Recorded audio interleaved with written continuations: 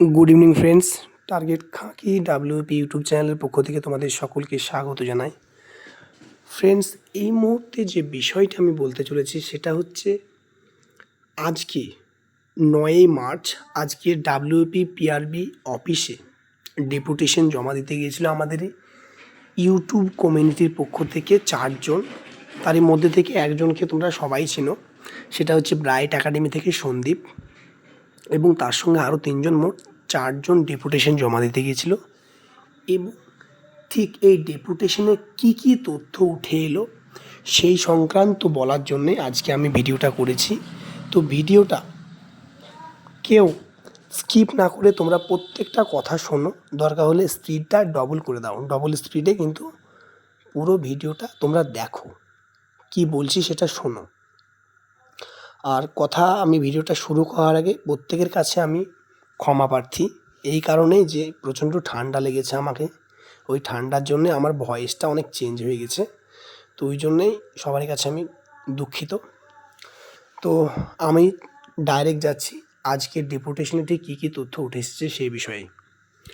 আজকে তোমরা অলরেডি দেখে নিয়েছো অনেক ইউটিউব চ্যানেল যে ডেপুটেশনে কী কী বলা হয়েছে এবং ঠিক কী কী ঘটনা ঘটেছে সেই বিষয়টা অলরেডি তোমরা জেনে গেছো। তাহলে নতুন কি থাকছে আমার এই ভিডিওতে, যার জন্য তুমি এই ভিডিওটা দেখবে, তাহলে তোমরা ভালো করে শোনো নতুন কি বলছি আর তোমাদের করণীয় কি। সেটা হচ্ছে আজকে ডেপুটেশন জমা দিতে গিয়েছিল আমাদের ইউটিউব কমিউনিটির পক্ষ থেকে 4জন, বিশেষ করে সন্দীপ তার সঙ্গে ছিল। তো ডেপুটেশন জমা দিতে গিয়ে যেটা উঠে এসেছে সেটা হচ্ছে তোমাদের রেজাল্ট কিন্তু পুরোপুরিভাবে আপাতত রেডি রয়েছে, কিন্তু রেডি থাকা সত্ত্বেও পিআরবি কেন পাবলিশ করতে পারছে না?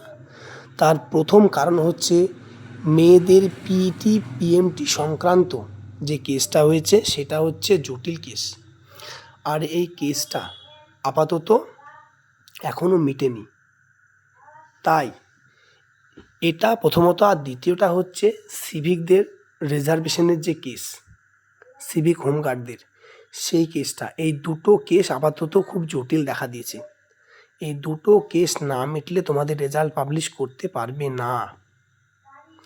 এবার প্রশ্ন হচ্ছে, তোমাদের রেজাল্টটা আপাতত তৈরি হয়েছে, মানে তৈরি রয়েছে, তা সত্ত্বেও পাবলিশ করতে পারছে না কেন?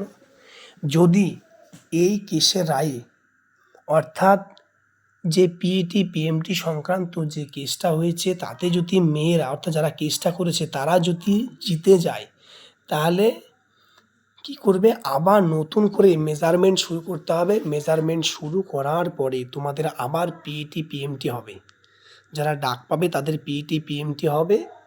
পিইটি পিএমটি হওয়ার পরে যে রেজাল্ট তৈরি করা অলরেডি হয়ে গিয়েছিল সেখানে আবার নতুন করে যারা পিইটি পিএমটি কমপ্লিট করবে এবং ইন্টারভিউ দেওয়ার পরে তারা তো নতুন করে অ্যাড হবে, তারাকে আবার নতুন করে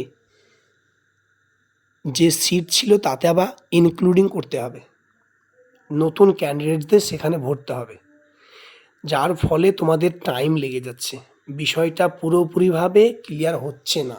কেন হচ্ছে না সেটার আরও একটা মূল কারণ, সেটা হচ্ছে ডাব্লিউপি পিআরবি বোর্ডের আধিকারিকরা যতক্ষণ না হাইকোর্টের যে আধিকারিক রয়েছেন তাদের কাছ থেকে যে কেসটা চলছে অলরেডি, তার যে ফাইনাল ফলাফল, যে ফলাফলের যে তথ্যটা, সেটা যতক্ষণ না পিআরবির অফিসিয়াল ওয়েবসাইটে তথা পিআরবির আধিকারিকের কাছে আসছে না, ততক্ষণ পিআরবি আধিকারিকরা কখনোই রেজাল্ট পাবলিশ করতে পারবে না। এটা হচ্ছে প্রথম কথা।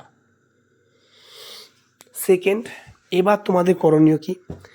এবার তোমাদের করণীয় হচ্ছে একটাই, সেটা হচ্ছে যারা যারা দেখছো যে তোমাদের নাম্বার কম রয়েছে, দেখতে পাচ্ছ, বা যারা যারা একটু রানের জন্য, সামান্য একটু 2-3 সেকেন্ডের জন্য যারা পিইটি পিএমটিতে কোয়ালিফাই করতে পারোনি 1600 মিটার রান, তাদের করণীয় কি? এই মুহূর্তে যাদের কলকাতা পুলিশের ভালো একটা স্কোর রয়েছে, তুমি বুঝতে পারছো তোমার একটা ভালো মার্কস রয়েছে, কিংবা যাদের মার্কস সন্দেহ হচ্ছে যে আমার এত নাম্বার রয়েছে, আমি কি মাঠে ডাক পাবো কি পাবো না, তার জন্য অলরেডি আমার একটা ভিডিও করা রয়েছে কলকাতা পুলিশ প্রিলিমিনারি সংক্রান্ত কাট অফের ভিডিও, সেটা তোমরা দেখে নিতে পারো। আর যারা যারা দেখছো একটা ভালো স্কোর রয়েছে, প্রত্যেকেই তোমরা এখন থেকেই গ্রাউন্ডের জন্য প্রিপারেশন নাও, আর মেনের জন্য এখন থেকে ভালোভাবে প্রিপারেশন নাও। তোমাদের এটাই বলা, কেন, যারা এখন থেকে ভালো করে পড়াশোনা করছে একদম ফুল ফোকাস যে কেপি নেবই, তারা চাকরিটা পাবে, না যারা মনে মনে ভাবছে আমি ডাব্লিউপি ফাইনাল মেরিট লিস্টে আমার নাম আসছে কি আসছে না এটা দেখব, যদি আমার নাম না আসে তারপরে আমি আমার কলকাতা পুলিশ মেন্সের জন্য প্রিপারেশন শুরু করব।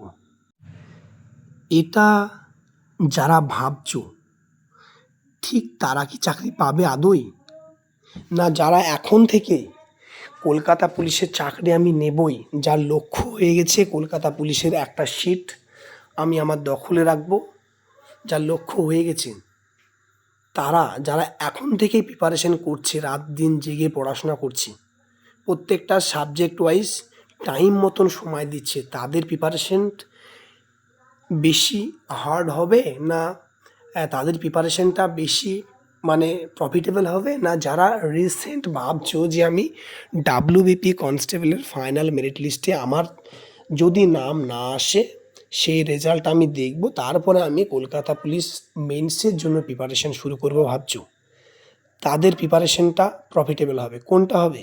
নিশ্চয়ই যারা এখন থেকেই প্রিপারেশন নিচ্ছে বা যারা নিচ্ছ তাদেরটাই সবচেয়ে প্রফিটেবল হবে, কারণ তারা লং টাইম ধরে পড়াশোনা করছে, প্রিপারেশন নিচ্ছে।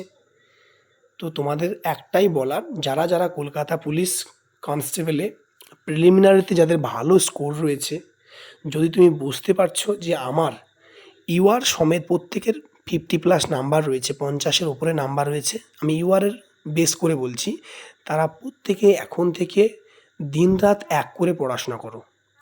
আর প্রতিটা মুহূর্তে যদি তোমরা ডাব্লিউপি রেজাল্ট এটা নিয়েই চিন্তা করো যে রেজাল্ট কবে বেরোবে, কখন বেরোবে, দেখি তো ইউটিউবে ভিডিও দেখি কোন স্যার কি আপডেট দিচ্ছে রেজাল্ট সংক্রান্ত, তোমরা যদি প্রত্যেকটা মুহূর্তে এটাই তোমাদের মাইন্ডের মধ্যে ভরে নাও, তাহলে কিন্তু তোমাদের মাইন্ড আরও স্লো কাজ করবে এবং তোমরা নিজেকে নিয়ন্ত্রণ করতে পারবে না। তাই এখন থেকেই তোমরা কলকাতা পুলিশ কনস্টেবলের জন্য প্রিপারেশন শুরু করে দাও। তো এটাই বলা ছিল। আর নেক্সট যে বিষয়টা, তোমাদের নিউ ভ্যাকান্সি সংক্রান্ত যে আপডেটটা উঠে এসছে, সেটা হচ্ছে তোমাদের ডাব্লিউবিপি কনস্টেবলের ফাইনাল মেরিট লিস্ট পাবলিশ যতদিন না হচ্ছে ততদিন পর্যন্ত তোমাদের নিউ ভ্যাকান্সি বেরোচ্ছে না। তাই আপাতত ধরায় যায় পিআরবির তরফ থেকে যে 4 জন গিয়েছিল তাদের কাছ থেকে যে ডেপুটেশন অনুযায়ী যে তথ্যটা উঠে এসেছে, সেটা হচ্ছে তোমাদের ফাইনাল রেজাল্ট পাবলিশ হবে, রেজাল্ট পাবলিশ হওয়ার পরেই তোমাদের পুজোর আগেই নিউ ভ্যাকান্সি আসছে। তো এটার জন্যই ভিডিওটা করেছিলাম।